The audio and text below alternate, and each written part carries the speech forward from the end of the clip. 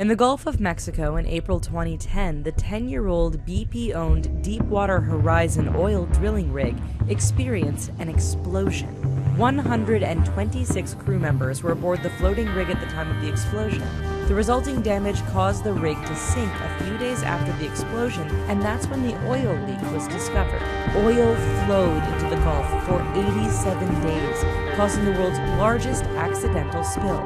For months, oil made its way along the coasts of Florida, Louisiana, Mississippi, and Alabama. The environmental impact was devastating, and even several years later, cleanup efforts were still in effect.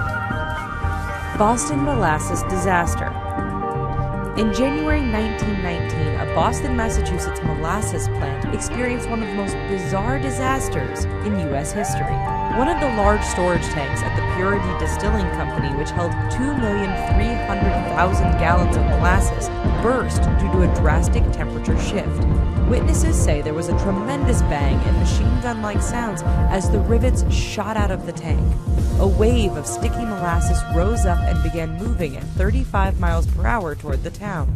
The wave damaged an elevated railway as well as several buildings. Cleanup crews used saltwater and sand to try to clean up and absorb the molasses, but it took several months before the sticky residue was washed away. To this day, residents claim that you can still smell the sweet scent of molasses on hot summer days.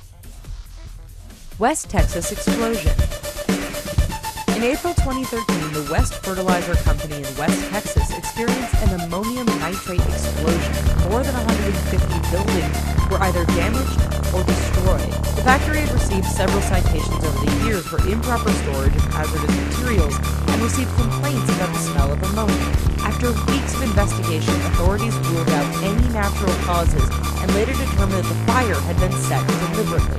Nearby buildings, including an apartment building, a nursing home, and a middle school, were also damaged and evacuated during the fire, and toxic fumes prevented them from returning. NCA fireworks disaster. In May 2000, a fire broke out in the SE Fireworks Depot in Enschede, Netherlands. The force of the explosion could be felt up to 30 kilometers away and destroyed 400 homes and 1,500 other buildings nearby.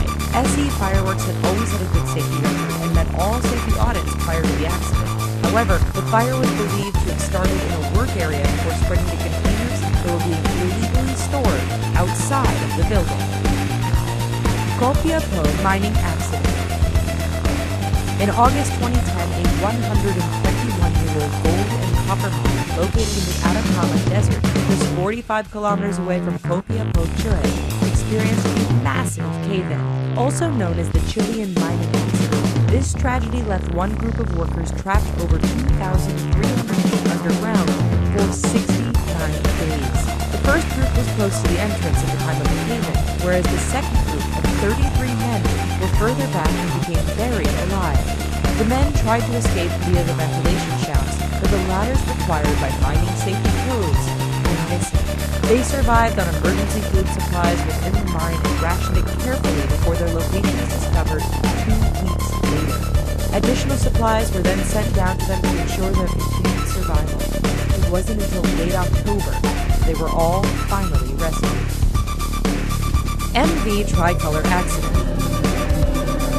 While traveling from Zeebrugge, Belgium to Southampton, UK, the 50,000-ton vehicle carrier Tricolor collided with another ship in December 2002. The Tricolor had been carrying nearly 3,000 luxury automobiles at the time. The other ship, the Caribe, was able to continue her journey, but the Tricolor sank.